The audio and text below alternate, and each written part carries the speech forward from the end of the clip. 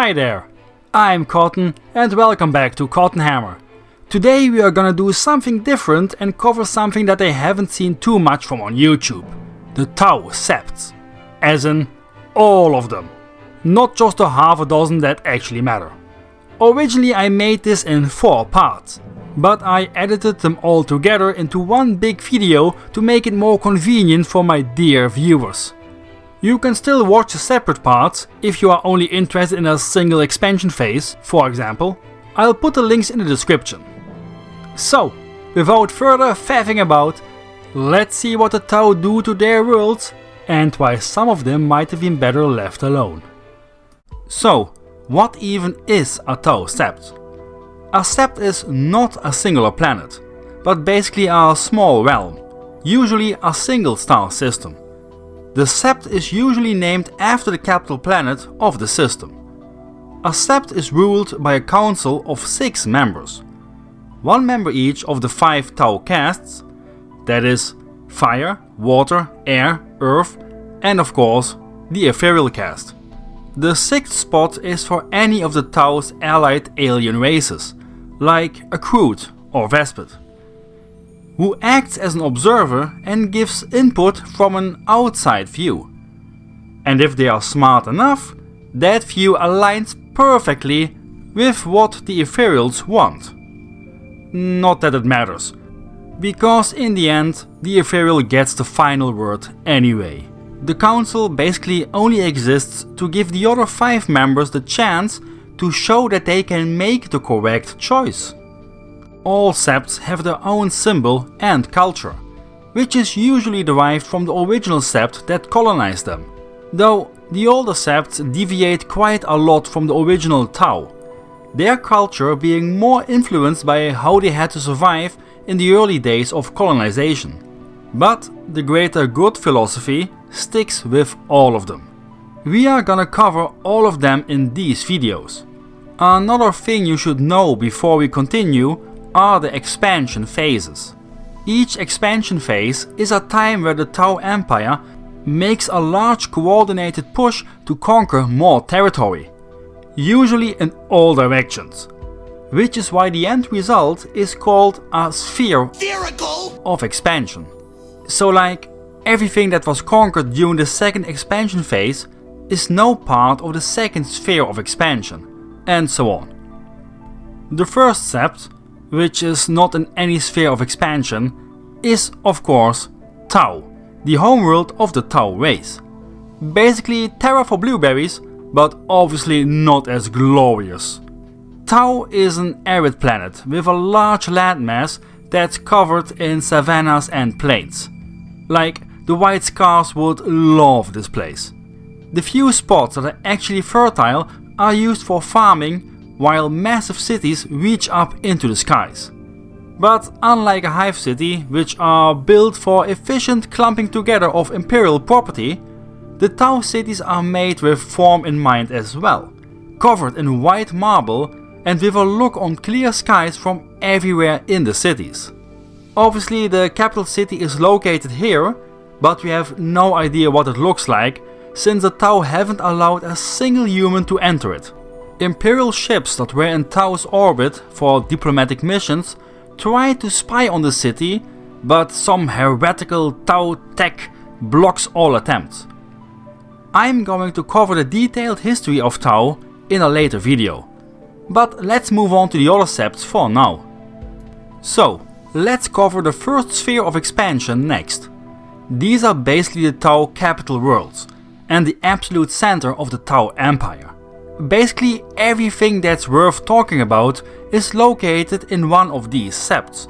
The first expansion sphere lasted over 1000 years, but due to how isolated the Tau are compared to the rest of the galaxy, nobody important really took notice. Keep in mind that the Tau's technology advances at a ridiculous pace. At that point, they had most of the weapons they use now in the 42nd millennium, but their fleets didn't even have sub-light speed travel yet. They would acquire that sometime later. So it took a while to get to places. Are we there yet? No. Are we there yet? No. The only reason the first sphere expansion stopped where it stopped was because they were colonizing way too fast and couldn't breed fast enough to keep up population numbers on each planet. So yeah, do with that information what you want. Anyway, first of these is Tau, the first world the Tau colonized, and they immediately got the brightest minds together to find a name. Like, seriously, Tau. That's like if we ever colonize Mars and rename it to Earth. The Tau from Town are especially curious. This has led them to become scouts, explorers, and I guess you could call them adventurers. The smaller scout vessels that explore beyond the borders of the Tau Empire in search of new worlds and species, and are then used as target practice by Imperial vessels, are usually from Town. Town is known for their massive shipyards, which produce not just military ships, but also merchant and transport vessels. Basically, if it's in space, Town can build it. This has led the population of Town to become mostly spacefarers, though the planet itself has an even spread of the castes. The orbital docks spanning the entire planet though are pure air caste territory. It's basically like Kuat from Star Wars. Town also has the biggest Tau fleet of all the Septs, including Tau itself. Editing Cotton here. Hearing this I realized that it might actually be pronounced Tauen, but I'm still gonna keep Town in cause it sounds funnier. Next up is the Yanoi. They are kinda scoffed at by the rest of the Tau Empire because shortly after they were colonized they got cut off by a space storm. Not a warp storm, guys. This is something totally different, okay? Being cut off from the rest of the Tau Empire in that early stage has led them to miss out on most technological progress. Basically, baby's first age of strife, but for Tau. Due to this, they became kinda backwards and are behind in tech and knowledge, compared to pretty much all the rest of the Tau Empire. Imagine a bunch of Tau as redneck hillbillies with pulse shotguns. It also doesn't help that the planet itself was crawling with large reptile monstrosities that had to be put down by the fire caste. But many colonists were snacked on before that was achieved. A necessary sacrifice. A snacrifice, if you will. Move this man! The planet itself is also kinda wonky, since it's tidally locked, but the moons are spinning like Beyblades. Don't ask me how that's possible, but due to that, the planet is constantly in a twilight time of day. Finally, the Dianoi are best friends with the Vespids, cause the Vespid Homeworld, also named Vespid, is literally next door. Wait, my son, the planet or me? Yes. Freaking smartass. Then we got Borkan. Borkan is nerd central for the Tau Empire. Originally this was the homeworld of the Pok-Troon, the first client race of the Tau Empire. Don't ask what happened to the Pok-Troon, they just got sick for no reason and then sadly all died. It had nothing to do with those fancy blankets the Ethereals gave them, no sir.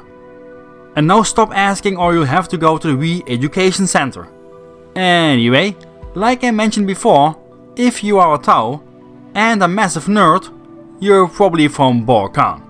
It's absolutely covered in libraries, universities and research centers. Borkan can afford this, cause they're rich, baby! Every moon surrounding that planet is basically made entirely out of precious metals. Imagine if our moon was made out of gold. Or oil.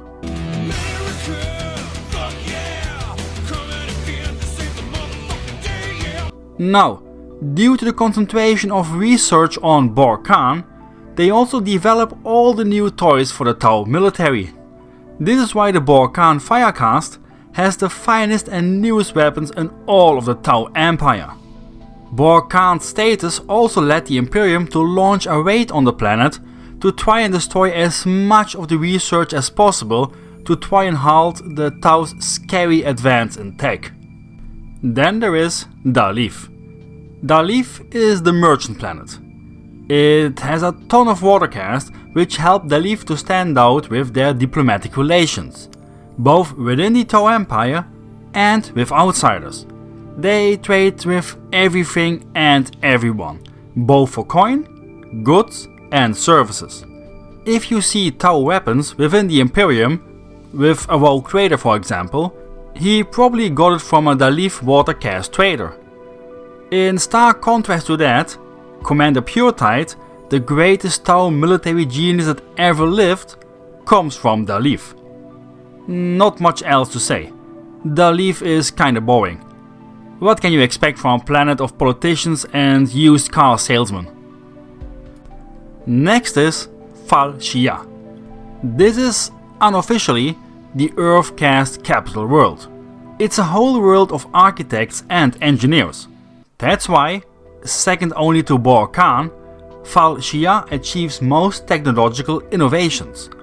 Fal Shia fire warriors are also usually the first ones to test new armor and weapons.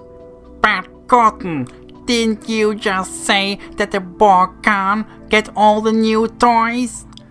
Yes, mass-produced and tested new toys. Before that, the Fal Shia are used as guinea pigs to test, which results in lots of casualties due to malfunctions. But the rest of the Tau Empire, and mostly Bor Khan, have gaslit Fal Shia into thinking this is a high honor. So they keep blowing themselves up with a smile on their face. What kind of deranged Wile E. Coyote shit is that? Now, for probably the most famous Tau world after Tau itself, Vior'la. Vior'la is the military powerhouse in the Tau Empire. Populated almost entirely by the fire caste, Vior'la produces not just the most fire warriors, but also the best. Where other worlds have a nice pub at every street corner, Vior'la has a military academy. Of course, some of the academies are worth more than the others. The really prestigious ones are Va Shia, For Uras, and Ko Vret. Will this be on the test? Yes. The Tau of Vior'la are also extremely aggressive, which has earned them the respect of other Tau because the Vior'la appear almost fearless in battle. Even their water caste members are known for being unusually direct and often like to threaten. The Vior'la scientists are also the ones that developed the Onaga gauntlets, which is the first dedicated Tau melee weapon to punch things to death until they die. That should give you an idea what they are like. Famous Tau like Farsight and Torchstar also originate from Vior'la. Vior'la is also going to get its dedicated history video at one point, because some crazy shit went down there. It's basically the New York City for the Tau, by how often it gets attacked by some space nonsense. And lastly, from the First Sphere worlds, we have Sa Sia. Sa Sia is also a world that's highly militarized, second only to Vior'la. Main difference is that where the Vior'la are highly aggressive, the Sa Sia fire warriors are more calculating and patient. The planet itself is kind of a shithole. It's extremely hot, to the point that all agriculture and cities on the surface are covered by domes to shield them from the heat. Or else you'd have a fried fish smell covering the entire planet. Get your fish sticks here! The Tau Earth caste have kinda fixed this problem by simply building underground. Sa Sia has one of the highest populations of any Tau world, and most of it is stuffed underground. While the living standard and comfort is definitely higher than, let's say, a comparable Imperial Hive world, it's still a cramped space with a roof over your head all day. But thanks to this, the Sa Sia fire warriors are very skilled in urban warfare. Sa Sia has also provided the most colonization fleets, even more than Vior'la, for the second sphere expansion. Now, we did the Tau Homeworld and the first expansion sphere in the last video. So this video is about the second expansion sphere. The second expansion phase, which would later become the second expansion sphere, started at the beginning of millennia 39. The second expansion phase would last even longer than the first expansion phase, all the way into the 41st millennium. Give or take a good 2700 years. This was possible because in between the first and second expansion phase, the Tau discovered the ZFR Horizon Accelerator engine. The ZFR engine was basically a warp drive. But because Tau have no psychers, they actually couldn't tear open the warp and enter. So instead, this engine allowed them to dip into the warp, which would slingshot the ship at near light speed across the galaxy in real space. Leading this new expansion were various commanders, including some now very famous ones like Commander Puretide and Commander Farsight. This expansion was also launched from all Sept worlds at once, rather than just from Tau alone, and further bolstered by new Xenos allies, most notably of course the Groot. The Vespids were also integrated pretty much at the start of the second expansion phase and bolstered the numbers even further. The Tau also got their most prolific wargear during the second phase, their battlesuits. This expansion phase wasn't halted by the Tau not being able to keep up their population numbers per planet, like was the case with the first expansion phase, but rather by a very sudden population drop when the Tau Empire bumped into the Imperium of Man. I hate my job. This caused a little kerfuffle known as the Damocles Crusade.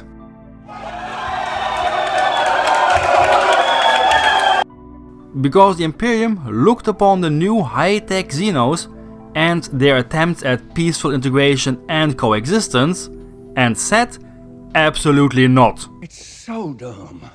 So dumb, it's brilliant. No! It's just dumb. Now, let's actually cover the septs that were created during the second expansion phase. While many were actually first settled and then completely devastated during the Damocles Crusade, they have been resettled by the Tau and by now are doing kinda fine. Not great, not terrible. First of these worlds is Autal. Autal is what we would consider a paradise world, exceptionally beautiful and serene. It's also the prime retirement spot for Firecast commanders and heroes. Those have to earn their right to retire on this paradise in battle in the first place. The planet itself doesn't produce much except a large variety of exotic fruits that are exported across the Tau Empire. The local population is very laid back and even more peaceful than other Tau worlds, to the point that the other Tau consider them lazy and kinda useless. The one remarkable thing about this planet is that its orbit is absolutely covered in defense systems and platforms, making it one of the most fortified planets in the Tau Empire, just so Tau boomers can sip their margaritas in peace. Next on the list is Endras. Nobody knows what the hell is going on with this planet, not even the Ethereals. Most of its Tau population that settled there have just packed their bags and left again. I gotta get out of here! Too late! Refusing to tell anyone why exactly. Mostly because they themselves don't know. The planet is basically haunted by strange things that go bump in the night. The only population now remaining on Endras is Earth-caste scientists, the fire warriors that protect them, and their families. What exactly they are doing there is a mystery, but the local fire warriors have made it a habit to sneak everywhere and to not be seen, which makes them excellent infiltration troops. The rest of the Tau Empire doesn't trust Tau from Endras, because those Tau are very jumpy and always on edge. If they are not getting startled to death, they are usually brooding somewhere in the dark. So yeah, really pleasant guys to hang around with. Then we get to Kel Shan. Kael is kind of a terrible place to live. It's constantly under attack by, well, kinda everyone. They were attacked by Tyranids, by Drukhari, by Imperials, by Chaos. Like, everyone gets one free stab at Kael. This has made the Tau of Kael, well, for the lack of a better word, pretty racist. Overall they are pretty unfriendly to anyone, but they are openly hostile to anything that's not a Tau. And if they can't be mean or racist, they are just depressed. Hello darkness, my old friend. The only positive thing I can say about Kael is that they developed the Warhammer battlesuit. With a more positive vibe, we get to LCR. This sept is known for their poetry, artsy-fartsy, and general creativity. So if you want some dope macaroni art for your fridge, LCR is the place to go. They also have access to many moons that are rich in rare and valuable ores, perfect for their main export: XV-104 Riptide battlesuits. So, if you ever need an 18-foot tall battlesuit or finger paints for your arts and crafts, LCR is the place to be. Next is Tashvar. Tashvar is in a similar situation to Kael, in that someone wants to constantly beat the shit out of them. In this case it's the orcs and the occasional Corsair gang walling up. But instead of getting depressed about it, like the Kael, they have learned the art of the shotgun, producing the best breacher teams in all of the Tau Empire for close quarters combat. When they aren't unloading pulse blasters into orc faces, they also produce some of the finest razor shark pilots. The planet itself is mostly famous for a large collection of precious stones. It doesn't even say gemstones, so just pretty rocks I guess? Turns out the Tau are more like penguins rather than fish. Next up is Vashya. This world is a pretty late bloomer. It took forever to be settled because the Earth-cast terraforming machines had a really hard time making the air even remotely readable. Because of this, even due to the planet being claimed during the second expansion phase, the Tau only got boots on the ground after the second expansion phase had already ended. So they often call it the world between spheres. Due to them having to sit around in orbit waiting for the planet to be less of a stinker, the Aircast built many docks and defenses in Vashya's orbit, making it a major resupply and transport hub for the Tau. The most notable event that happened on Vashya is that at the very end of the 41st millennium it was beset by none other than the Harut. The Harut are a xenos species that ages everything around them decades at a time in a matter of minutes. You can see how this is a problem when you have to deal with them. The Tau ended up being victorious, because they started to use remote control drones and battlesuits so they didn't even have to come close. And lastly, among the septs of the second expansion sphere, there is Tol-Ku. Tol-Ku has evolved as a sort of neutral meeting ground for diplomatic meetings between not only the Tau themselves, but also all kinds of alien species, including the Imperium. They also use Tol-Ku to, let's call it, educate alien ambassadors to exactly why the Tau Empire and the greater good is the best thing ever. The planet itself is littered with ethereal temples, embassies and other institutions of learning. Yes, learning. Where you can learn to say exactly the right thing the ethereals want to hear if you want your species to live another day.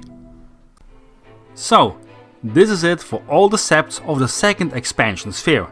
The next part will be covering all the other septs of the third, fourth and fifth expansion spheres. Let's start with the third expansion phase. A lot has happened during the second and the third. Just when the Damocles Gulf Crusade was barely survived, the Tau got their own taste of what saved their little blue butts. See, the Damocles Crusade, which was a half-hearted effort to wipe out the Tau, would have done way more damage than it did, but the Imperium had to cancel the crusade because another Tyranid invasion was ready to go. The Tau had barely collected themselves as they got confronted by the Tyranids themselves, in the form of High Fleet Gorgon. High Fleet Gorgon suddenly appeared at the Tau Empire's back door and was rearing up ready to go, pounding the Tau Empire's lower parts and penetrating their defenses. Remember Kel-Shan from the previous video? Yeah, this is what they had to deal with. In the meantime, Commander Farsight led an expedition past the Damocles Gulf. The idea was that Farsight and his expedition would conquer worlds at an astounding rate to restore Tau morale. Well, every single ethereal in that expedition got oopsied, and Farsight buggered off to make his own club for cool Tau. I'm gonna go build my own empire with blackjack and hookers. So that was kind of a bummer. Why does nothing ever turn out like it should? When that and the Tyranids weren't enough already, a whole bunch of orcs, which are a problem anyway, like everywhere in the galaxy, started to gather and launch coordinated efforts to take out the Tau. Well, as coordinated as a bunch of orcs can be. This was known as the War of Confederation and lasted somewhat over 2 decades.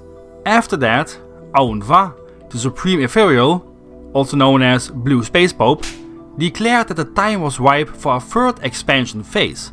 Can't blame the guy, to be honest.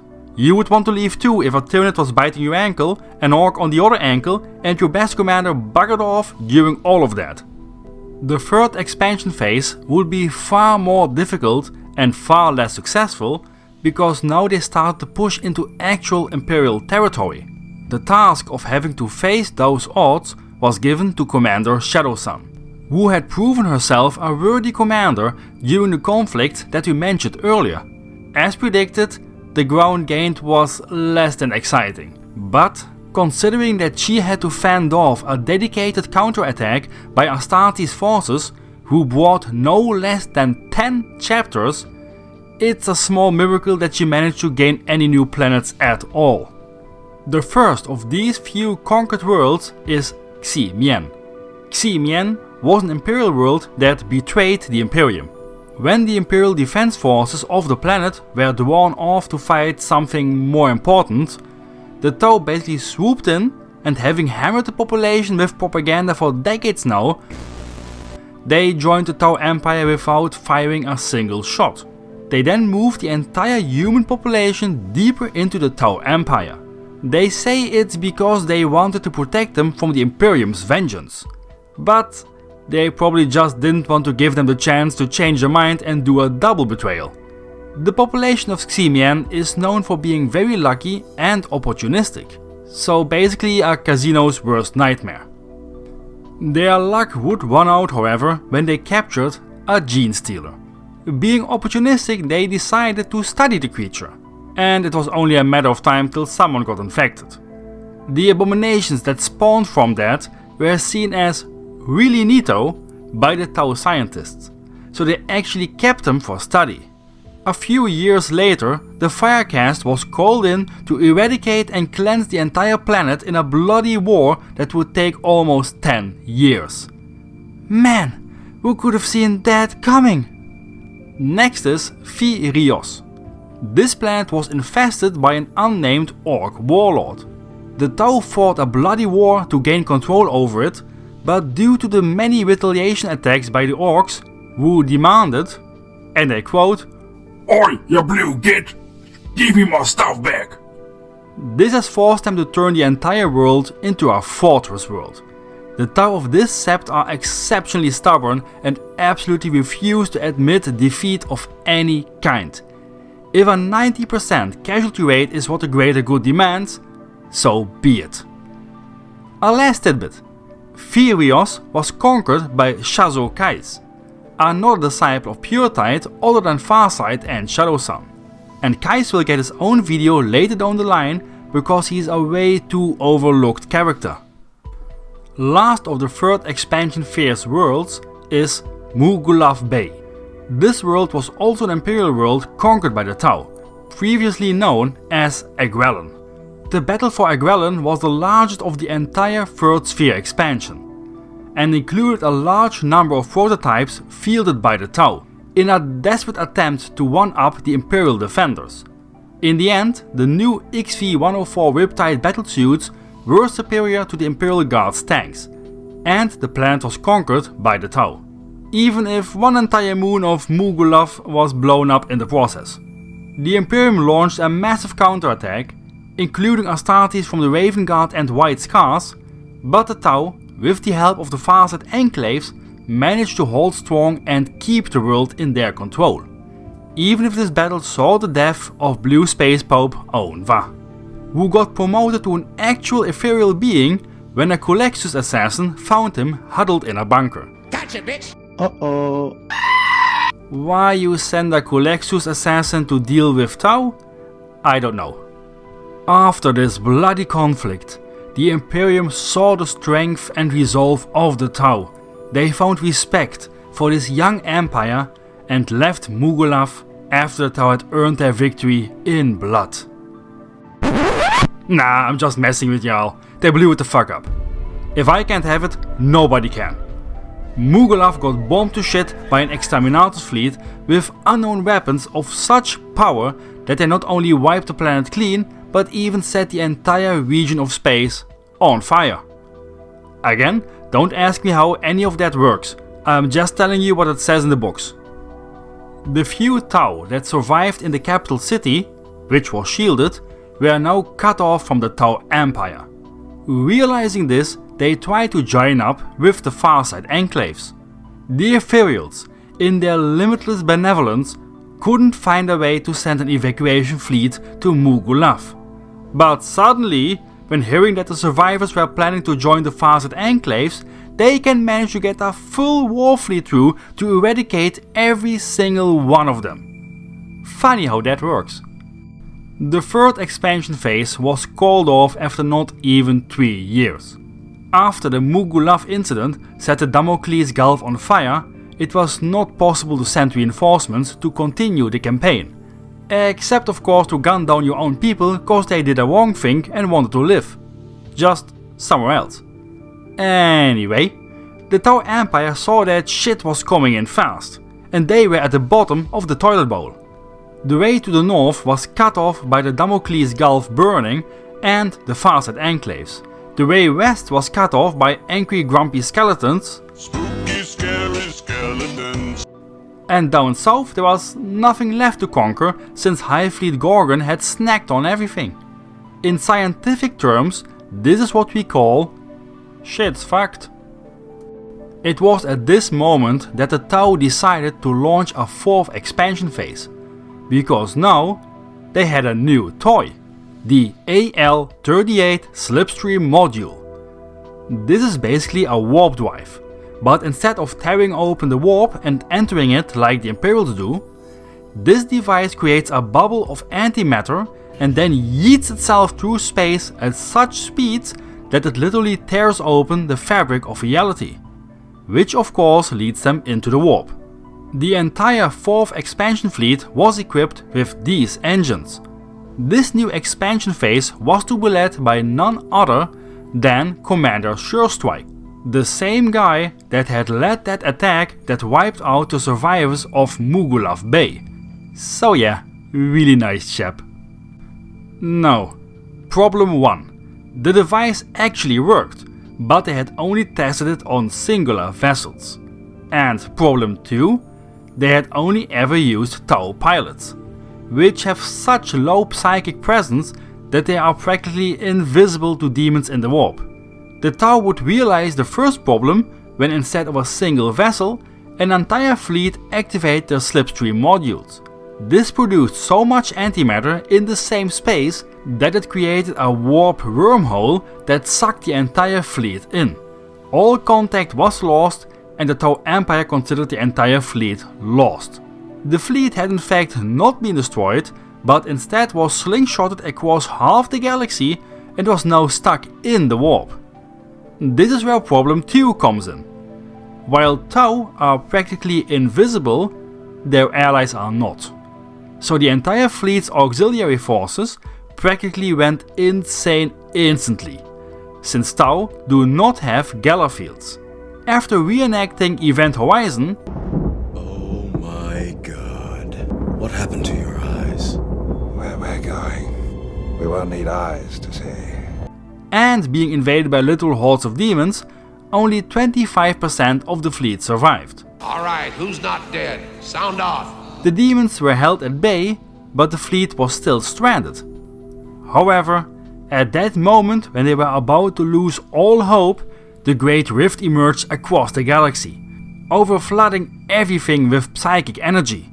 This caused a creature called the Goddess of the Tau Va to appear, which pulled them out of the warp and create another wormhole that connects with the original one in an area now known as the Star-Tide Nexus, in the galactic north. Now, two things happened then. The auxiliary troops that survived started worshipping this goddess, while the Tau themselves suddenly realized that their auxiliaries were the ones that attracted the demons.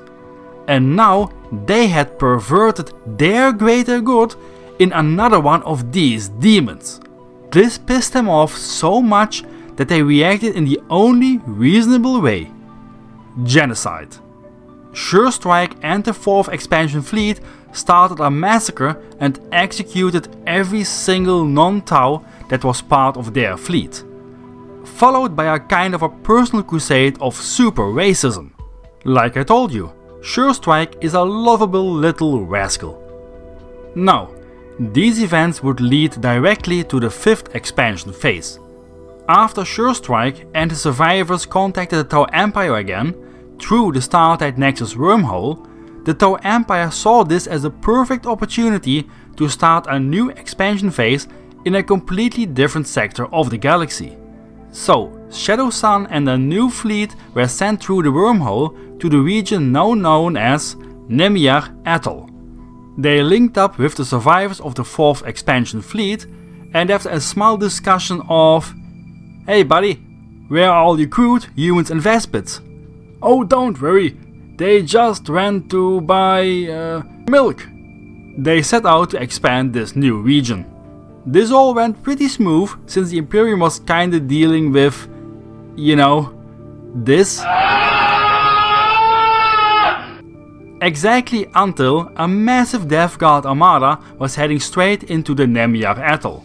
This put a halt to the expansion phase, and only a couple of worlds were colonized and held against the stinkies of the Death Guard. You stink!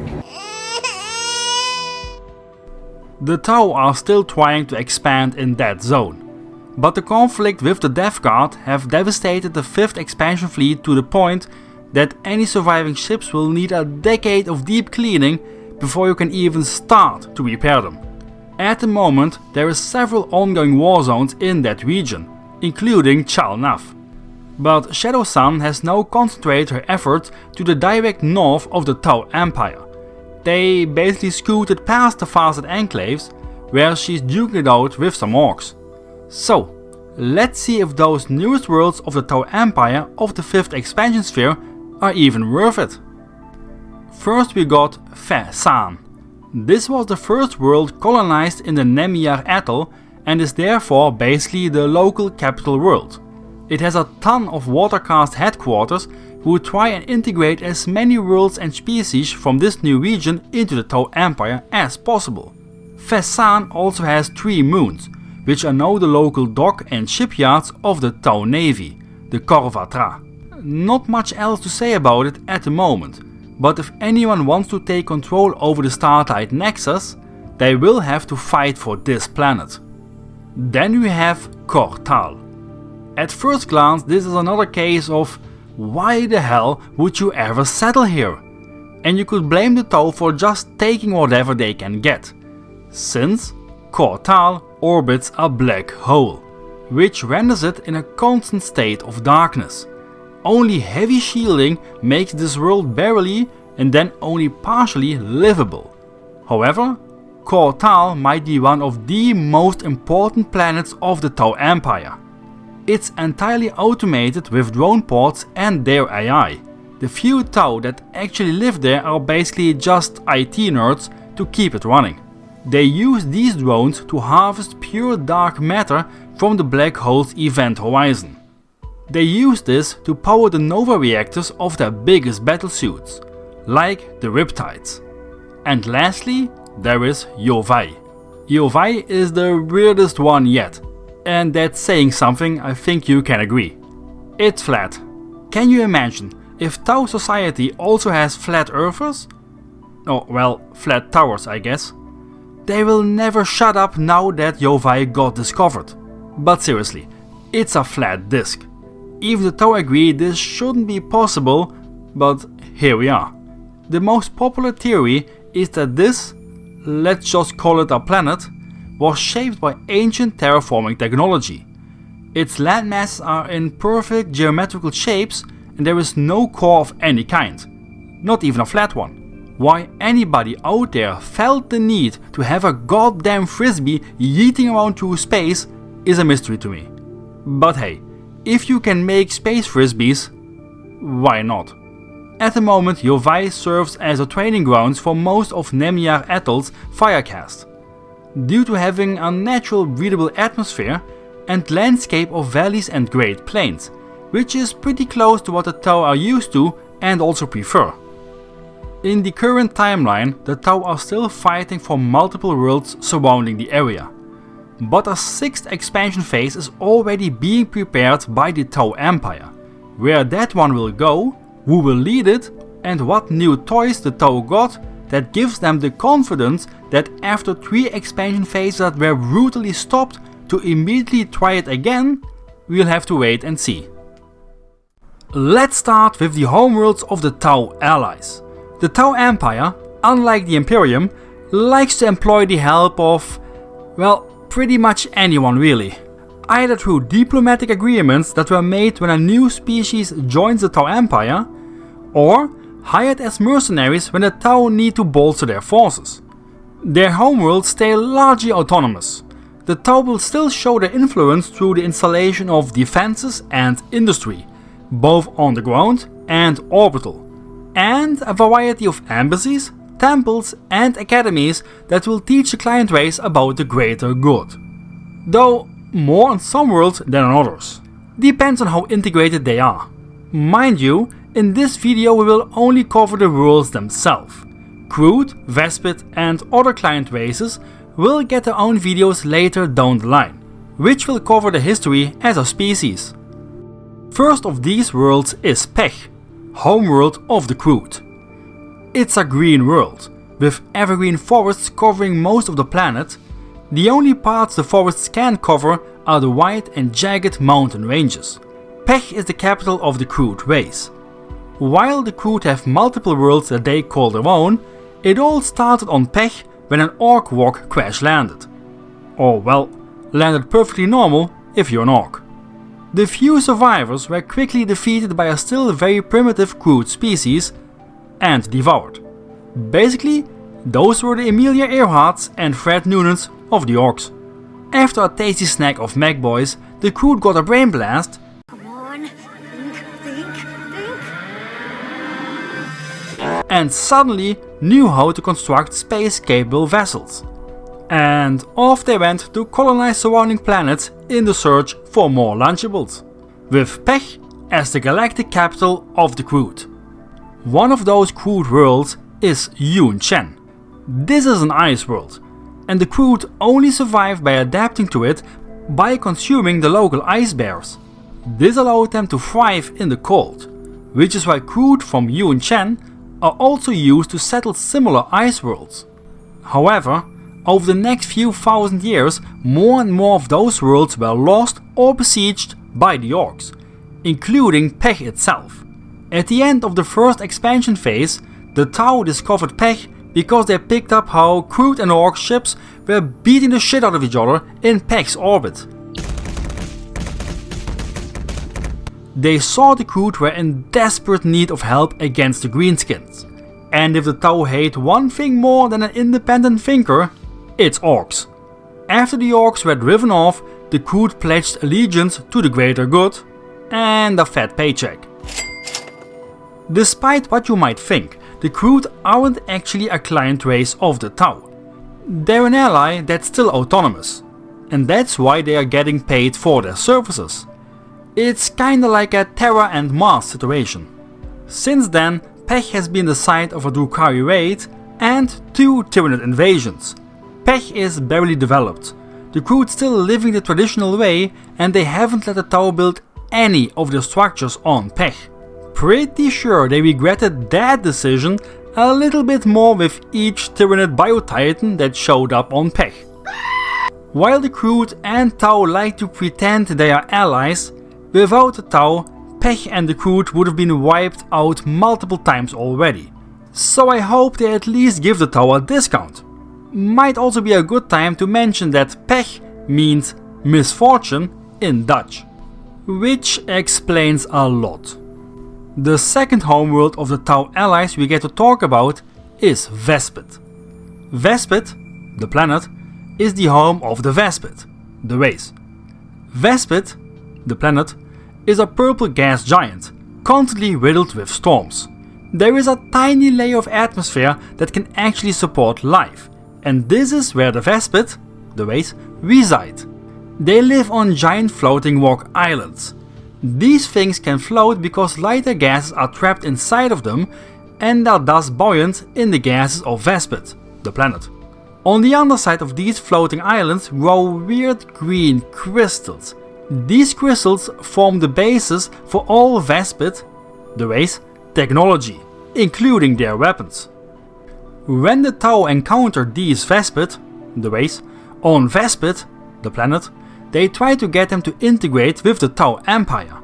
However, the Vespid, the race, had no interest in any of that and just wanted to be left alone on their floating rocks on their purple fart-cloud planet. Of course, the Tau knew that the only reason they didn't immediately slobber all over the greater good was because they couldn't understand it. So, they built a few nice translator helmets for the Vespid, the race, leaders, and would you look at that. Right after putting on the mysterious Tau device that covers their entire head, they not only wanted to help with the greater good, but they also offered the Tau to annex their entire planet and take anything remotely valuable for themselves. Just look at the things you can achieve when you get rid of that pesky language barrier. So wholesome. Anyway, not much more to say about Vespid, the planet.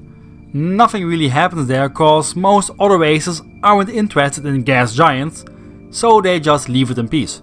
Dianoi has pretty good relations with Vespid, the planet, cause it's literally next door. So that's something, I guess. Then there is Isla Su. Isla Su is an ocean world and the homeworld of the Greed. Hi. The Greed are a Tau-Klein species that is simply described as invertebrate xenos, which tells us preciously little. They are probably like sea slugs, however, since the entire planet is covered in oceans. The Greed have allied themselves with the Tau and allowed the construction of military factories on their planet's surface in exchange for military protection from the Tau. After that, we get to Shah Galut. Shah Galut is a desert planet populated by the Nagi, which is a race of small worms that have mind control abilities. I'll let you figure out how they do that. Small hint, there is not a single mention that they are psychic. So yeah. The Tau were disgusted by the Nagi at first, because there's only place for one species going about mind controlling in this part of the galaxy, and it ain't gonna be Jim the Earthworm, god damn it. But by now they have laid aside their differences and Nagi are now often seen as the advisors of Ethereals. So next time when an Ethereal asks you to come with him, cause he wants to show you his little worm, just go, it'll be fine.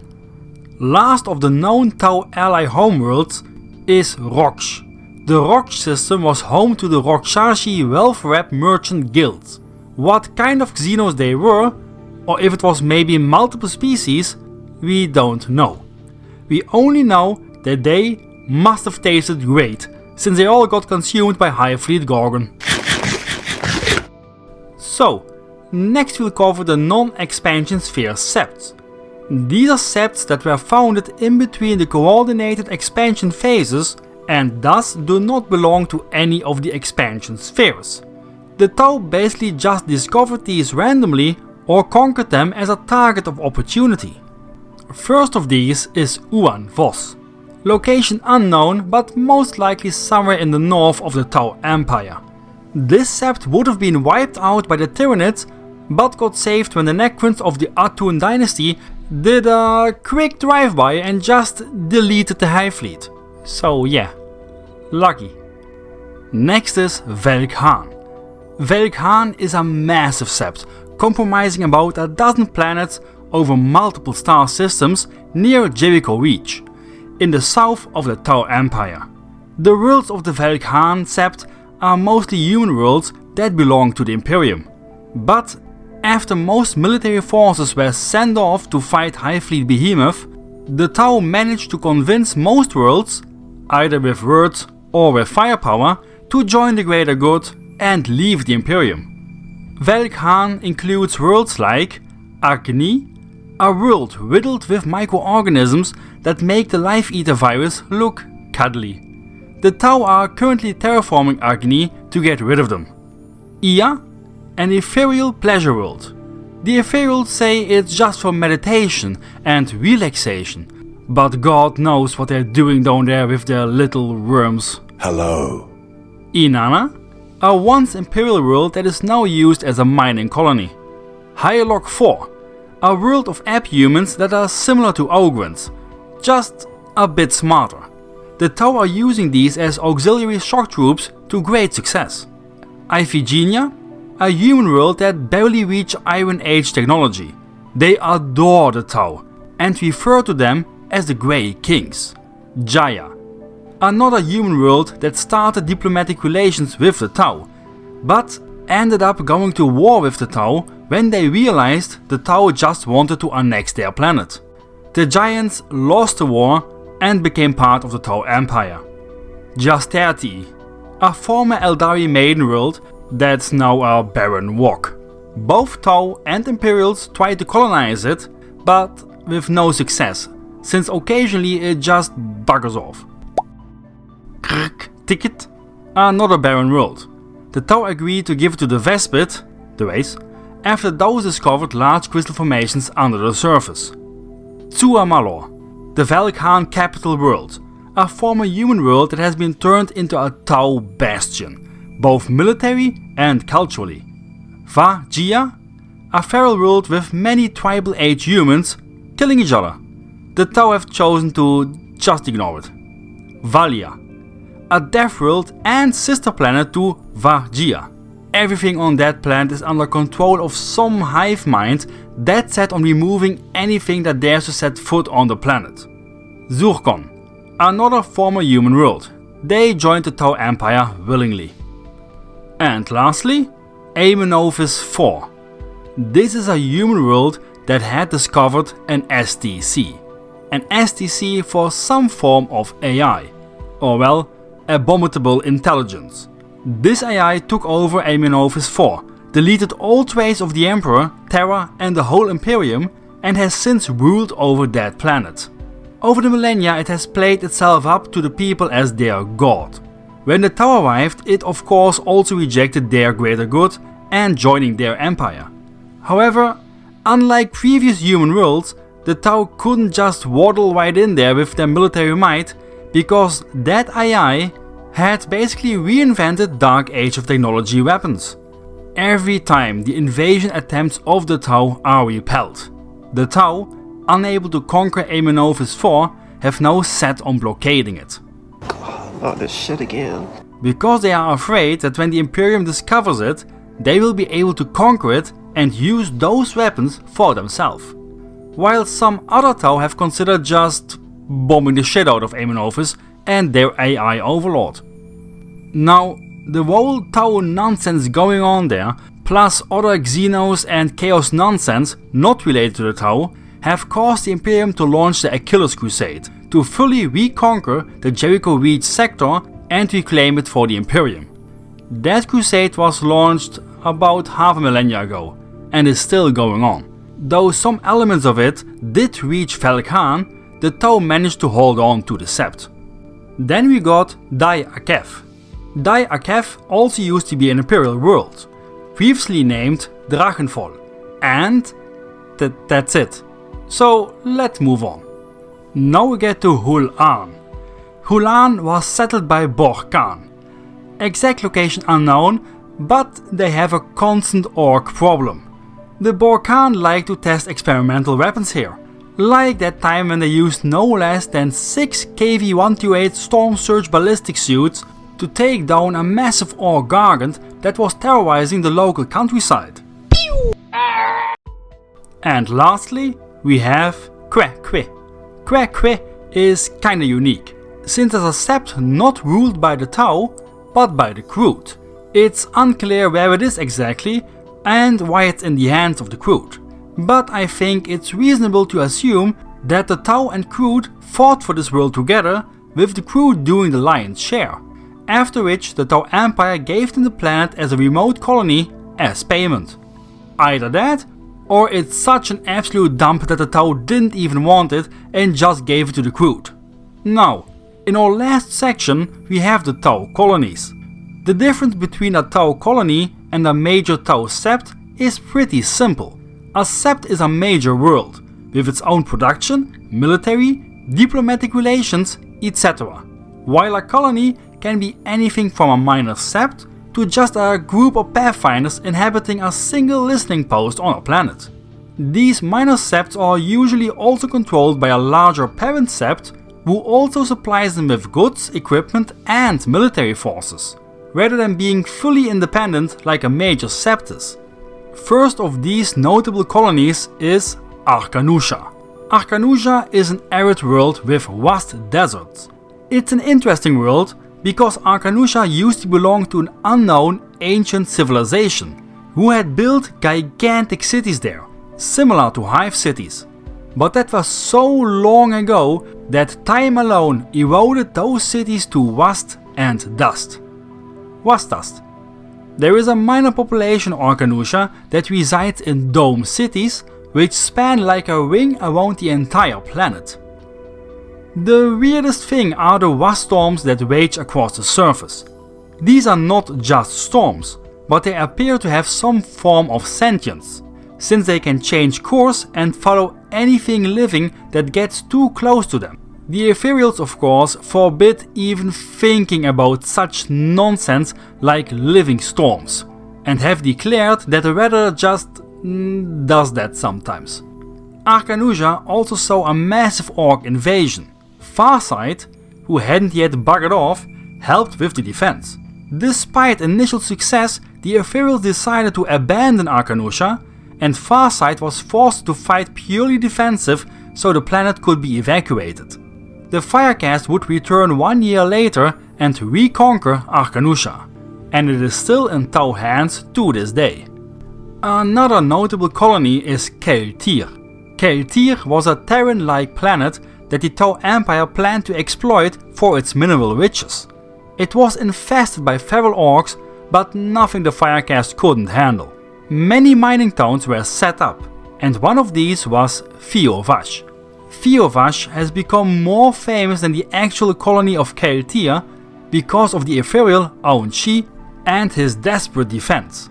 While on a tour of both inspection and morale boosting, Aun-Chi visited Vior'la right at the moment when thousands of feral orcs launched an attack on the mining town. The local fire warrior garrison was reinforced by Aun-Chi's bodyguard and hundreds of orcs were gunned down. However, the garrison commander then got his head ripped off by a massive orc, which, well, was kind of a bummer for the Tau. Aun-Chi then jumped in front of the orc and cleaved him in two with his honor blade, and took over command just in time before the Tau started to waver. The Fire Warriors and Aun-Chi held on for as long as they could against thousands of feral orcs. In the end, when barely 50 Fire Warriors were left alive, reinforcements from the Keltir capital arrived and drove the orcs back for good. This battle has reached legendary status among all of the Tau and is still told with great reverence. Next is the colony of Pefun. Pefun was an imperial frontier world known as Pefun. It was completely devastated. Not by the Tau, but by one of our favorite orcs, the freebooter captain Bedrock. After Bedrock was done with Pathan, the Tau quickly swooped in and took over what little was left and then rebuilt it as a Tau world. A few years later, Bedrock returned to retrieve a treasure he had hidden there the first time around. My treasure! However, it didn't really go to plan since Pathan was now settled not just by any Tau, but by the very aggressive Vior'la Tau, who immediately opened fire the very moment they saw something green. Bedrock was defeated and had to flee without his bags of teeth. Then there is of course Tyros, or probably better known to most of you as Taros. Taros is a desert planet rich in ores. The local governor wanted to defect from the Imperium and join the Tau Empire after decades of trade relations, which earned the Tau also the support of the local population and the PDF.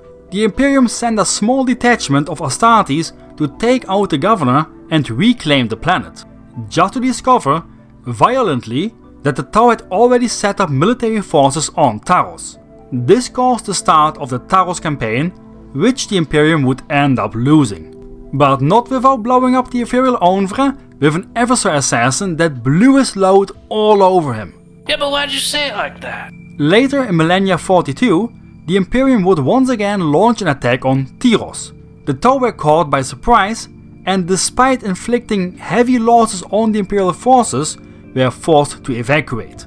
At the moment, Tyros, renamed once again to Taros, is in the hands of the Imperium, but the Tau are already preparing a counterattack on Xi-Mien, so we'll see for how long. We also have Vaz Talos, which was an Imperial fortress world previously known as Prefecture. It was conquered by Shadow Sun, who even oopsie-daisied a chapter master of the Raven Guard during the battle. The Tau have declared it their greatest victory to date.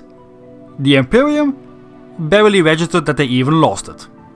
The Battle of Prefecture will get its own dedicated video.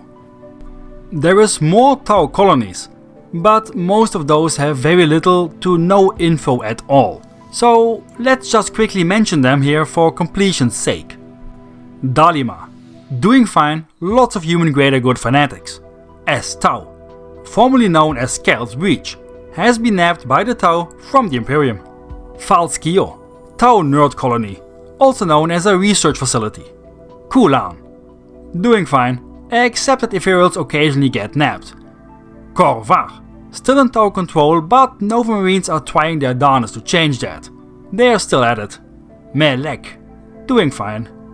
Olmi, doing fine. Xi'an, doing fine. It's basically Tau Australia, where they dump all client races that have to be resettled for one reason or another.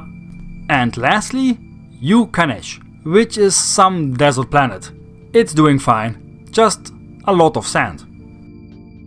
There is also a number of colonies that are, well, no longer populated by the Tau. So, let's quickly cover those in a speed round. Ready? Set?